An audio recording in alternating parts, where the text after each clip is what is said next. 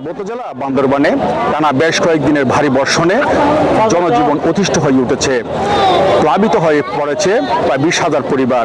এই মুহূর্তে বিভিন্ন আশ্রয়কেন্দ্রে আশ্রয় নিয়েছে 10,000 পরিবার। বান্দরবানের সাথে আজ 3 দিন ধরে সারা দেশের সড়ক যোগাযোগ বন্ধ রয়েছে। বান্দরবানের প্রবেশ মুখে বাজালি এলাকায় প্রধান সড়কটি তলিয়ে যাওয়ায় এই সড়ক যোগাযোগ বন্ধ হয়ে যায়। আমি এই মুহূর্তে দাঁড়িয়ে আছি বান্দরবানের প্রধান সড়কে বাজালি এলাকায়। আমি যদি এই পাশ থেকে একটু দেখাতে চাই, তলিয়ে যাওয়া এলাকায় শত শত মানুষ জাল দিয়ে মাছ ধরছে এবং কেউ উৎসুক জনতা মজা করছে, অনেকে দেখছে। বান্দরবান থেকে যা আসা যাওয়ার সময় কেউ বড় বড় ট্রলি, কেউ ভ্যান, কেউ বা মোটরসাইকেল যোগে যাওয়া আসা করছে। প্রধান সড়কটি তলিয়ে যাওয়ায় সড়ক যোগাযোগ বন্ধ থাকায় বান্দরবানে কোনো খাদ্য দ্রব্য কোনো কিছু প্রবেশ করা যাচ্ছে না।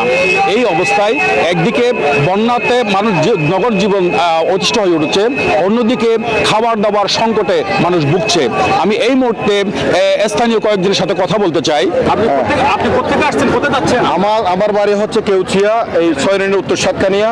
আপনারা জানেন টানা 5-6 দিন ভারী বর্ষণের কারণে এই সাতকানিয়া অঞ্চলের প্রায় ইউনিয়ন প্লাবিত হয়ে আছে।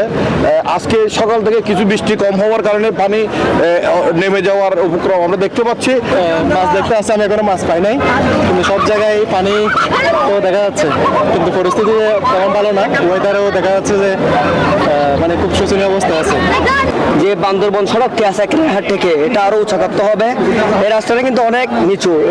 স্থানীয়রা যেটা জানিয়েছেন, এই রাস্তাটা যদি আরেকটু উঁচু করা হয় তাহলে বন্যার হাত থেকে রক্ষা পাবে হাজার হাজার বাড়িঘর এবং কখনো বান্দরবানের সাথে সারা দেশের যোগাযোগ আর বিচ্ছিন্ন হবে না।